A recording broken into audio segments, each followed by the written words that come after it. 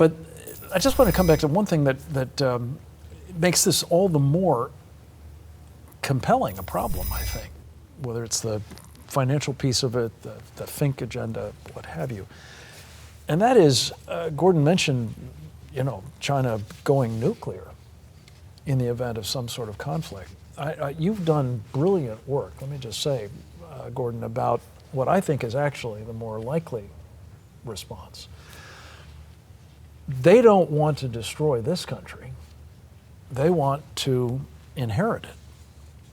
And if you can take down the people of this country and leave basically the rest of it more or less intact, that's a lot better than blowing it up, which makes it a lot less habitable and valuable.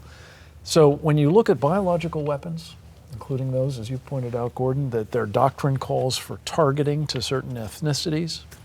When you look at electromagnetic pulse, and Kevin, you've done fabulous work on that over the years. When you look at, buying up our agricultural productive land. I mean, I'm told there's something like 30 million acres that are now owned by the Chinese.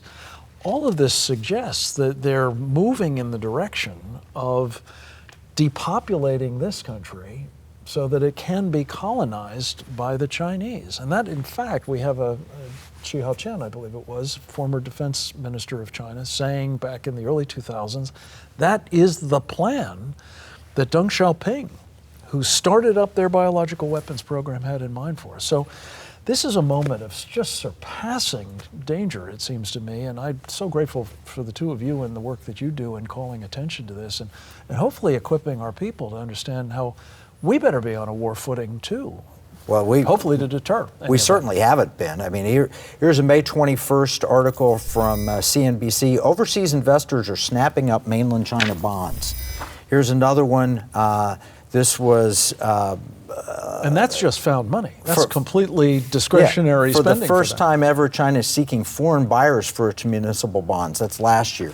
In a surprise spate of bond defaults by state-owned Chinese firms is spooking investors shortly after. So they were sucking our money in, and then they started defaulting, and now we've got this is the Evergrande Global, Evergrande fiasco.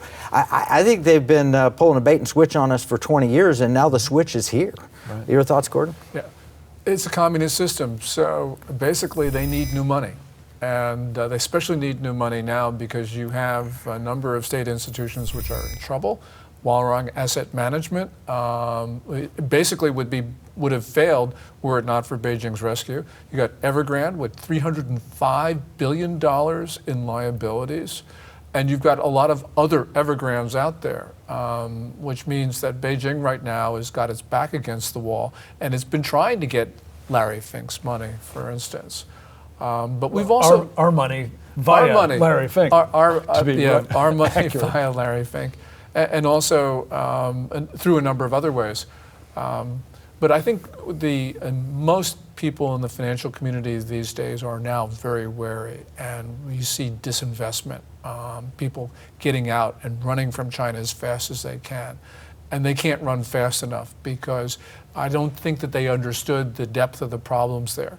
China was able to keep Evergrande going through a number of ways, always reported profits, never been unprofitable. But yet it is debt-ridden and an inability to pay back its obligations. And this is true for a lot of others.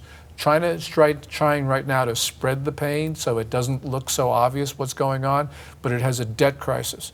And it's from 2008 onwards, they've been postponing this debt crisis, and now they're having their 2008.